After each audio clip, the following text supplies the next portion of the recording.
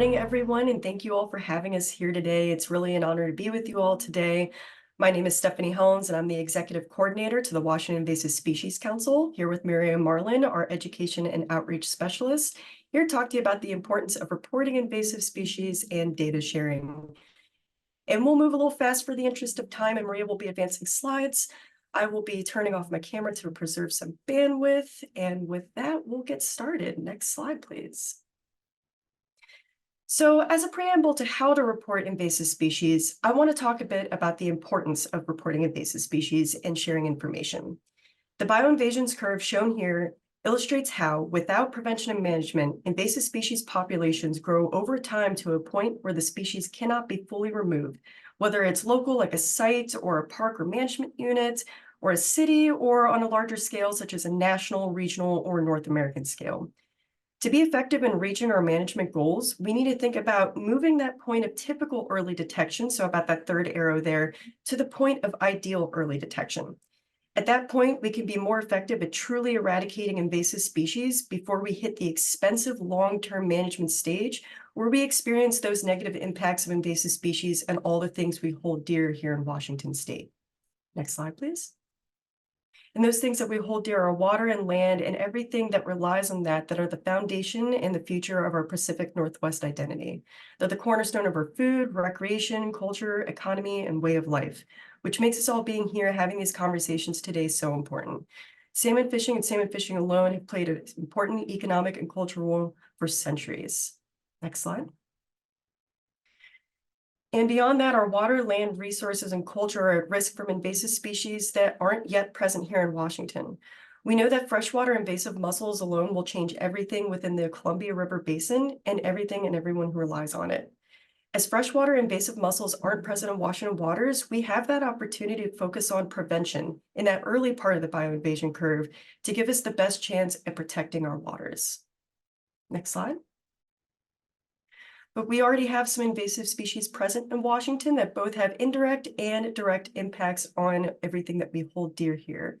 So invasive species can directly, for example, prey on salmon and harm other beneficial fisheries. The number one threat to salmon today is northern pike, which is spreading from illegal introductions in northeastern Washington down the Columbia River system, which we just heard a wonderful presentation on. Next slide. And some invasive species indirectly impact water or habitat.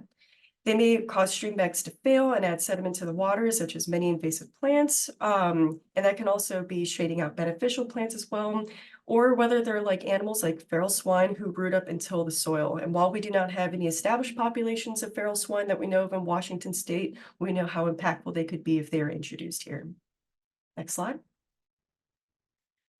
So with all these different scales, invasive species are a challenge because they spread from one jurisdiction to another. Again, they really don't respect those jurisdictional boundaries.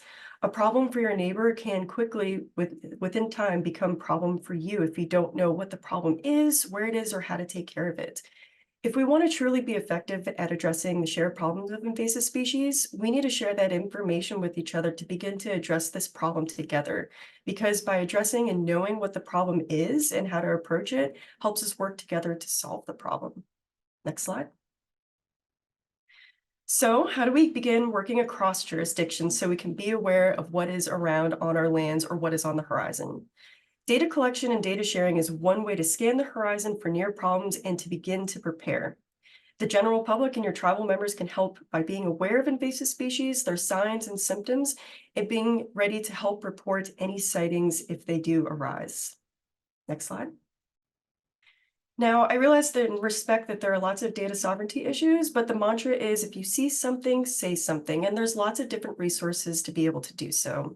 You can start with your Natural Resources Department, Tribal University Extension Office, or U.S. Bureau of Indian Affairs contacts, because those are great places to start. Some new species may be of national or state significance, and you may want to report certain species because it could lead to possibly getting assistance or funding in a later time. And of course, having any kind of data helps us all make those management decisions moving forward and know where to start. Next slide. So here's an example, and we already heard a bit about tree of heaven and spotted lanternfly from Yolanda in a wonderful presentation.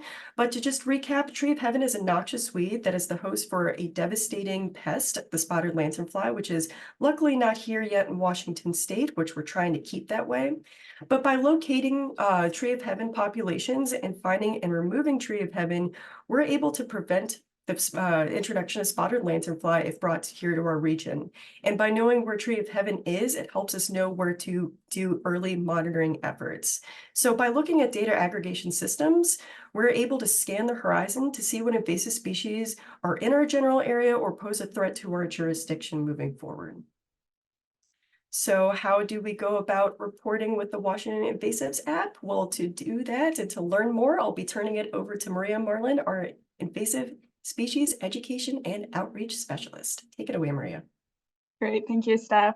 Hi, everyone. I'm going to be covering reporting. If you're in Washington State, there's different ways that you can report an invasive species sighting. And the first one is by phone.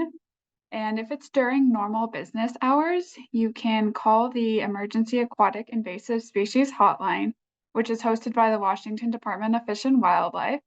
And this, a good example of when you would want to use this is, say you pull your boat out of the river and you see that there's a zebra mussel attached to it.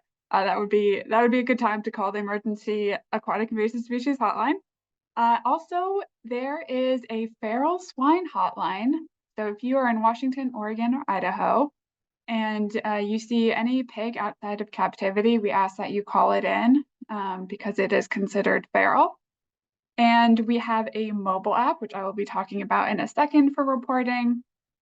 And the council also has a website that has reporting forms. All right, so the WA Invasives app is awesome for several reasons. I promise I'm not biased, it really is great. It's free and you can't beat that, right? It doubles as a digital field guide, so you can read about each of our priority species and how to identify them. Our app is powered by EdMaps, and if you're not familiar with that, it's very similar to iNaturalist. If you know what that is, it shows the distribution of invasive species not only in our state but nationwide. So whenever you make a report on our app or on our reporting form on our website, your data is going to go to improve that national map. And our app contains noxious weeds as well as animals, insects, and wildlife diseases. So this slide shows you how to make a report on the app, and I'm going to quickly walk through it for you. The first thing you're going to do is browse all of our priority species and then select the one that you want to report. And then in the upper right-hand corner, you hit the report a sighting. And then you're going to be brought to a screen with a map. And there's going to be a pin dropped where you are. And this is important because if you saw that invasive species somewhere else, not where you currently are, you just have to tap and move that pin to where the actual sighting was. Then after that, you are brought to a screen where you're asked for a picture, and we do require a picture. We really need a clear image so that our verifiers can ensure that the identification is correct and the proper action can be taken. After you upload a picture, you're brought to a screen where you fill in your contact information as well as comments. Now, in the comments section or the description, we're not necessarily looking for, a description of the species you're reporting, because hopefully that's in your picture, right? What we're looking for is more locality information. So if someone were to go out and address that invasive species, where exactly would they find it? Was that on the right side of a trail, the left side of a trail, a quarter mile in from the trailhead, etc.? Information like that is really helpful to include in that section. Then after that, you click submit or save, and you're brought to a screen where you review everything. And if everything looks good, you hit save. And the most important takeaway, if you remember just one thing from this presentation, is that it's not actually submitted yet. You have to go back to the menu in the upper left-hand corner of the app and hit your report queue. And that's where all of your saved reports are. After you are in your report queue, you select the report, and then at the bottom, you hit upload. And you'll know you're successful because you'll get a pop-up on the app that says thank you, and you will also receive an email thanking you for your report. So what happens after you submit a report? Well, firstly, an immediate notification is generated to council staff, state, tribal, federal organizations, local agencies, and really anyone who signed up to receive these alerts. And the response you're going to receive is largely dependent on a few things. Firstly, it's going to depend on the lead agency for the species that you report. And it's also going to depend on what you see and what the current distribution of that species is in our area. So a good example of this is Scotch broom. So if you report Scotch broom on the western side of the state, then the response might be a little different because it's so well established here. So a west side report might mean that the local noxious weed control board follows up with the landowner about control and management. But Scotch broom is not well established on the eastern side. So a report on the eastern side of the state is going to look different. Someone might actually go out and remove it and start spraying, etc. So part of what we've learned through the years is that we really need to better inform our first detectors about this wide range of response actions. And as I just mentioned with Scotch broom, when something is reported, the response is rarely similar to a similar report made in a different area. So we've learned that we just need to better set expectations as well as communicate the victories and the outcomes. Because if we don't show value to our detectors, then it's really unlikely that they're going to continue to participate. So here on the screen, you see a report that led to education and outreach, focusing on prevention. And sometimes people really have the best intentions and they don't realize that what they're doing is wrong. So this was an instance where a local school group released goldfish from a science experiment into a nearby pond. And it was reported and investigated by the Washington Department of Fish and Wildlife. And this led to a Facebook post that was just very general, and it was aimed at raising awareness of aquatic invasive species and the dangers of releasing unwanted pets into the wild. So this educational post gained some traction on social media, and it was even picked up by the media, and a few news articles were written about it as well. So not every report has glamorous response actions, though. So in many cases, such as the European Schaefer beetle, the public reports something that is widespread or something that is not really a priority at the moment for management.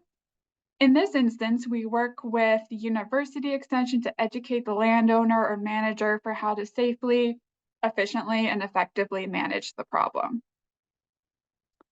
But on the other hand, some of our first detector reports find something of national or international significance.